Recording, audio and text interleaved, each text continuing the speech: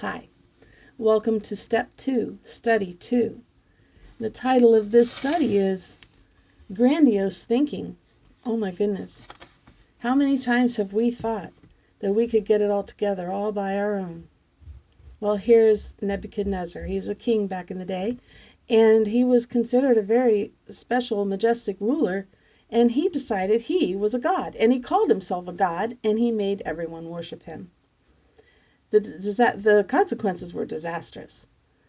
And this is a lesson to us on not thinking that we have all the power in the world to control ourselves or to think that we have everything known and understood above God himself. So you can turn to Daniel chapter 4. I'm going to read verses 19 to 33. You see, the context of this scripture is that Nebuchadnezzar had a dream, and he's asking the prophet Daniel to tell him what this dream means. Upon hearing this, Daniel, also known as Belteshazzar, was overcome for a time, frightened by the meaning of the dream. Then the king said to him, "Belteshazzar, don't be alarmed by the dream and what it means." Belteshazzar replied, "I wish the events foreshadowed in this dream would happen to your enemies, my lord, and not to you. The tree you saw was growing very tall and strong, reaching high into the heavens for all the world to see. It had fresh green leaves and was loaded with fruit for all to eat. Wild animals lived in its shade and birds nested in its branches. That tree, your majesty, is you, for you have grown strong and great. Your greatness reaches up to heaven and your rule to the ends of the earth." Then you saw a messenger, a holy one, coming down from heaven and saying, "Cut down the tree and destroy it, but leave the stump and the roots in the ground, bound with a band of iron and bronze and surrounded by tender grass. Let him be drenched with the dew of heaven. Let him live with the animals of the field for 7 periods of time." That would be 7 years.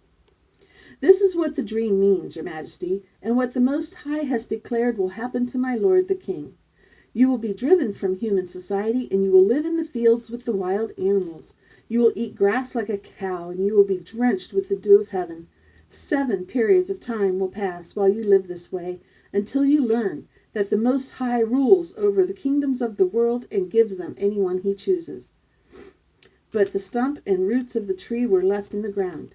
This means that you will receive your kingdom back again when you have learned that heaven rules.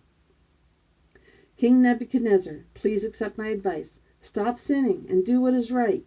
Break from your wicked past and be merciful to the poor. Perhaps then you will continue to prosper." But all these things did happen to King Nebuchadnezzar. 12 months later, he was taking a walk on the flat roof of the royal palace in Babylon.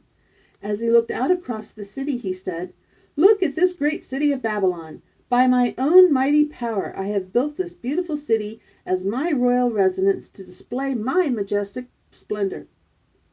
While these words were still in his mouth, a voice called down from heaven, "O King Nebuchadnezzar, this message is for you. You are no longer ruler of this kingdom. You will be driven from human society. You will live in the fields with wild animals, and you will eat grass like a cow. 7 periods of time will pass while you live this way, until you learn that the Most High rules over the kingdoms of the world and gives them to anyone he chooses." That same hour, the judgment was fulfilled, and Nebuchadnezzar was driven from human society. He ate grass like a cow, and he was drenched with the dew of heaven. He lived this way until his hair was as long as eagle's feathers, and his nails were like birds' claws.